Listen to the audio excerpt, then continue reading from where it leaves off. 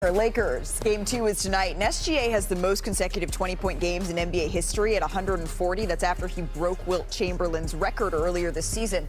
But that's actually a regular season record, and it's still active, and that's what makes the Lakers, what they did in Game 1 of the conference semifinals, so impressive here. Because they held SGA under 20 points for the first time all season long. So, Kendrick Perkins, how exactly did they do it? Well, Malika, listen, we call him Shea Butter for a reason. It's because he's smooth and he always get off, but the Lakers buttered him, okay? And they bobbled him up in a way that we've never seen before. Excellent game plan. I want you to look at Marcus Smart. Applying pressure, testing his handle, and then all of a sudden calls for the double team, traps him, get the ball out of his hand, and then you have LeBron James, one of the best in the business at reading plays, gets the steal, get out in transition. Okay, here we go in the second half.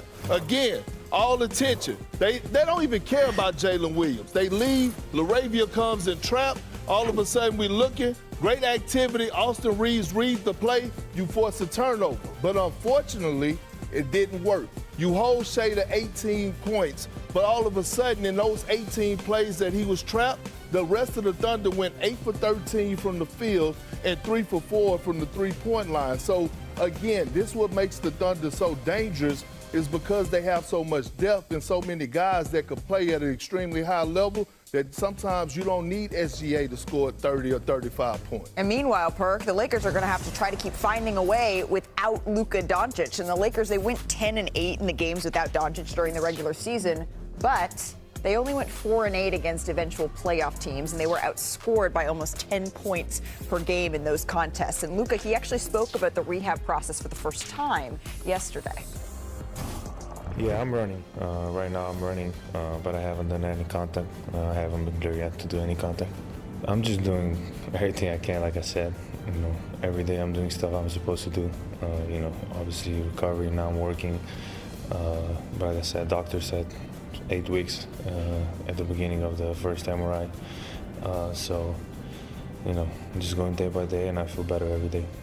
So let's just check in on the timeline here, right? Because it's been 5 weeks, actually exactly, since Luka's initial injury. That was on April 2nd, also against the Thunder. That means by his timeline, he's still 3 weeks away. Even if the series went a full 7 games, it seems unlikely that Luka would be back until the conference finals if the timeline that he's talking about stays the same here. So since we're talking about Luka, it doesn't seem like he's going to be coming in through the open door as the knight in shining armor anytime soon here, Brian. So for the Lakers to do the improbable, to even up this series, what needs to happen? They did so many things well in Game 1. They really did. It's a little bit disheartening that they still lost by 18. One of the things they got to do is they got to get the turnovers down. And they forced a bunch of turnovers, as you were illustrating, but 18 turnovers for the Lakers. The Thunder are obsessed with possessions. The first stat that they look at during the games is how many possessions do we have? Before rebounds, before anything else, how many possessions? They actually played them even in possessions, guys, in this game. That is a victory because the Thunder beat everybody in possessions. But the 18 turnovers, they could have had a possession advantage. They only got 90 points. They're going to have a hard time scoring without Luka against this team. I know it's simple. Everybody says it. The Thunder are bred to cause turnovers. But that's a place to start. Keep the turnovers down. You give yourself a better chance. Well, and you got to value the hockey assist, because we just showed on those highlights the turnovers came from guys trying to either make the assist, the home run pass. Right. You got to make the hockey assist, the pass to the pass. But I'm going to say this. Austin Reaves, he has to show up. He has to show up. Rich Paul caught a lot of heat on his podcast with him and Max Kellerman. I forget the name of it, but when he said, hey, it's Austin Reaves and Luka guys that you go build your franchise around. And the answer is, can you deliver, Luka? Austin Reaves. Brian needs you. We can't put too much ownership on Marcus Smart. He got the assignment of guarding SGA. I know they double teaming him in the half court, but he putting so much energy in picking them up 94 feet, denying them and stuff like that. So this is a moment for Austin Reaves. He's auditioning right now. And we're going to hear more on the plan for Austin Reaves tonight because he is coming off an injury of his own. But I kind of am expecting 2 things in this game. From the NBA, Shams Charania reporting that Knicks forward OG Anunoby has been diagnosed with a hamstring strain in his day-to-day. You remember he limped off the court in the closing minutes last night, and he's listed as questionable for tomorrow's Game 3 in Philly. Anunoby is New York's second leading scorer in the playoffs. We'll have more on that with Brian Windhorst in just a bit. But looking at tonight's games, we got 2 more game 2s tonight. With the Lakers down 1-0 to the Thunder, the Lakers struggled on offense in Game 1, scoring just 90 points, their fewest in a playoff game since 2021 versus the Suns. This is the 4th straight game where the Lakers have scored fewer than 100, tied for their longest streak in a single postseason since 2012. Now let's bring in our NBA reporter Dave McMenamin, who's in OKC covering the Lakers. Dave, LA kept Game 1 pretty close for 2.5 quarters before the Thunder just pulled away, so it wasn't completely doom and gloom for the Lakers. How do they rebound from this? Yeah, Molly, start talking about the offense, and when you talk about the Lakers offense right now, you have to look at Austin Reaves. He shot just 3 for 16 in Game 1. Now, it was only his 3rd game back after missing a month because of an oblique injury, but he said nobody cares about that context. I got to be better. And the entire offense needs to take care of the ball better. They had 18 turnovers, leading to 20 points for the Thunder in Game 1. And they also shot just 10 for 30 from deep, from three-point land. So if they clean up those things, they feel like their defensive strategy was pretty effective, particularly on the reigning MVP, Shai Gilgeous-Alexander. He was held to 18 points. He had 7 turnovers. Now, J.J. Redick, when I spoke to him yesterday, he said we need to be better in the non-Shai minutes. When Shai Gilgeous-Alexander was on the bench in Game 1, the Thunder outscored the Lakers by 9 points. Wow. Well, what about Luka Doncic? We know he spoke to reporters on Wednesday for the first time since suffering a grade 2 hamstring strain, and he admits it's frustrating watching his teammates. So what more can you share with us about his return?